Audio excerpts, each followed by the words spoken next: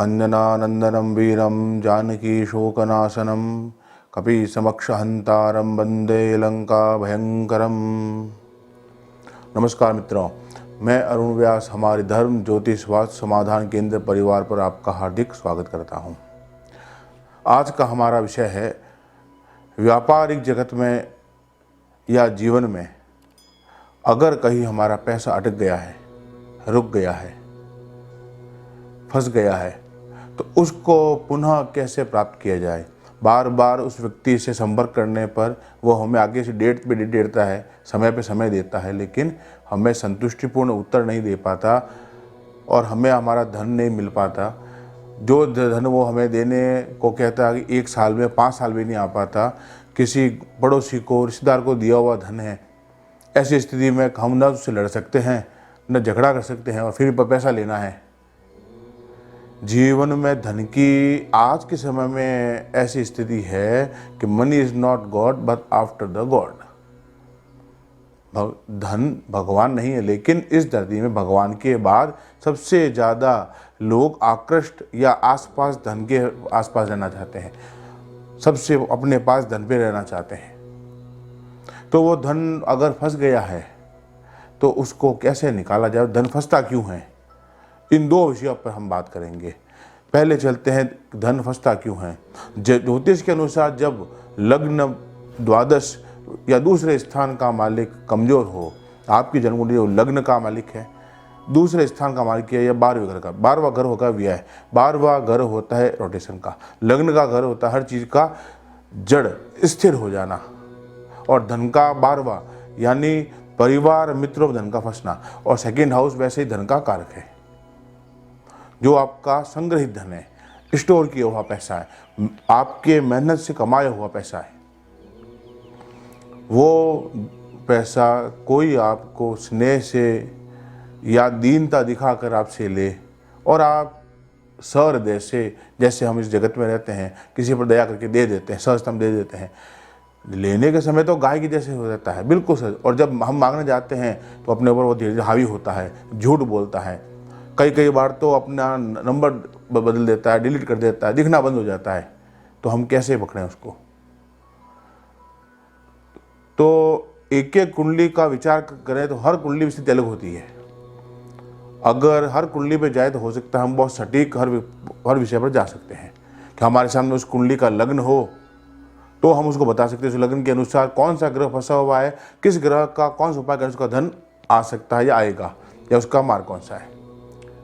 Overall अगर सब चीज पर बात करें तो कोई ऐसा काम जिससे बहुत आसान हो जाए धन हमारा आना बिना किसी लड़े झगड़े, उसका हम आपको आज उपाय बताते हैं। सबसे पहला काम है बृहस्पति, सेकंड चीज है शुक्र। जब गुरु और शुक्र दोनों सटीक होंगे, दोनों बराबर चलेंगे, तो आप समझ लीजिए गुरु धन का संग्रहण है और शुक्र जो मनी का रोटेशन है, कंटिन्यूटी है, आवा और गमन का कारक है शुक्र। अगर आपने अपने जन्म कुंडली में गुरु को अच्छा कर लिया, शुक्र को अच्छा कर लिया, तो आपका पैसा डूबेगा नहीं, डूबा हुआ तो भी आ जाएगा। फिर मैं बता देता हूं, हर कुंडली में हर स्थिति अलग होती है। उसके लिए आपको कुंडली का अवलोकन करना या करवाना अति आवश्यक है। कल कोई उपाय करके कहते हैं 10 लोगों ने उपाय किया, 4 का काम हुआ, 6 का ना हुआ, उसका कारण ये होता है कि सुचारू रूप से उस चीज़ को पकड़ना पड़ेगा। आपको समस्या किस ग्रह की है, हम ओवरऑल बात करते हैं।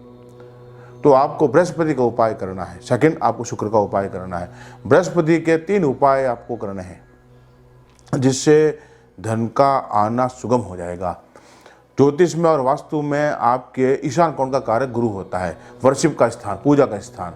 उस स्थान में आप एक चांदी के प्याले में पूर्णिमा अथवा सोमवार को अथवा गुरुवार को, चंद्रमा भी धन की वृद्धि का कारक होता है, और सोम यानी भगवान शिव, ईशान कौन, भगवान शिव, ईशान स विद्यानाम मीश्वर सर्वभूतानाम ब्रह्माधिपति ब्रह्मणोधिपति, भगवान शिव का स्थान ईशान है। नवग्रह मंडल में ईशान कौन, भगवान रुद्र बैठते हैं।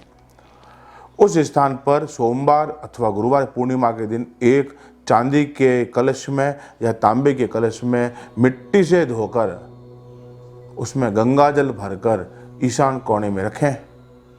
और नित्य उसके ऊपर प्रतिदिन ये ध्यान रखें 5 गुलाब के पुष्प रखना शुरू करें भगवान शिव के मंत्र से या बृहस्पति के मंत्र से।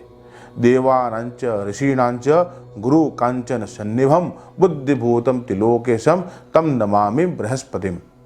यह मंत्र आपको बाद में वीडियो पर अंकित करवा दिया जाएगा। इस मंत्र से मात्र 5 बार 5 पुष्प उक्त व्यक्ति का नाम स्मरण करके ईशान कोण में चांदी के कलश अथवा तांबे का ऐसा कलश धोया हुआ, जिसके नीचे अगर तांबे का कलश है नीचे एक लकड़ी का पट्टा रखकर उस पर रखना है और भगवान शिव का ध्यान करते हुए बृहस्पति इस मंत्र का उच्चारण करके 5 गुलाब के पुष्प उस जल में रखने हैं। ये आपको 21 दिन तक लगातार करना है। हर दिन पानी को निकाल करके सूर्यास्त से पहले उस जल को पीपल में देना है, उस जल को पीपल में छोड़ना है। सेकेंड डे वापस उसको शुद्ध जल से भर के वापस उस स्थान पर रखना है। ऐसा करने से 21 दिन में आपकी बाधाएं ईशान कोण में बैठे भगवान शिव ईशान कोण से किया हुआ कार्य जो सिद्ध होता है, पूजा स्थान होता है, वो पूरे घर को कमांडेड करके आज्ञा जैसे अपना मस्तिष्क है। वास्तु में वास्तु पुरुष का जो सिर है वो ईशान कोण है। वास्तु पुरुष उल्टा लेटा हुआ है, उसका सिर ईशान कोण है। आज्ञा चक्र आज्ञा देकर जाओ, अमोघ का ये काम करके आओ। और लाल गुलाब के पुष्प क्यों? क्योंकि लाल रंग मंगल का होता है। मंगल यानी गति, अग्नि वेग से, वायुपुत्र वायु वेग से वो कार्य करेगा और आपका कार्य सुगमता से पूर्ण हो जाएगा।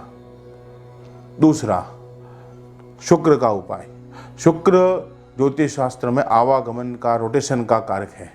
पत्नी वाहन भूषणान मदन व्यापार सौख्यम भृगु। प्राचीन ज्योतिष शास्त्र में इन सब का कारक धन, धन का उपभोग का कारक, धन के आने का कारक व्यापार में शुक्र है। शुक्र ज्योतिष में पूर्व दिशा को सेंटर करता है नवग्रह मंडल में। आपको करना क्या है? मात्र कि ऐसा कोई शिवालय जिसके पास तालाब हो, उस शिवालय में पीपल का एक पेड़ हो। प्रत्येक शुक्रवार को कच्चे दूध में 1 मुट्ठी शक्कर डाल करके और उस पीपल की प्रदक्षिणा करनी है। 4 प्रदक्षिणा। हरि चतुश्च कर्तव्या। पीपल भगवान विष्णु का कारक है, उसमें वास है। गीता में भी भगवान ने कहा है वृक्षाणाम अश्वत्थो हम, मैं वृक्षों में अश्वत्थ पीपल हूं। उसकी बार प्रदक्षिणा करनी है।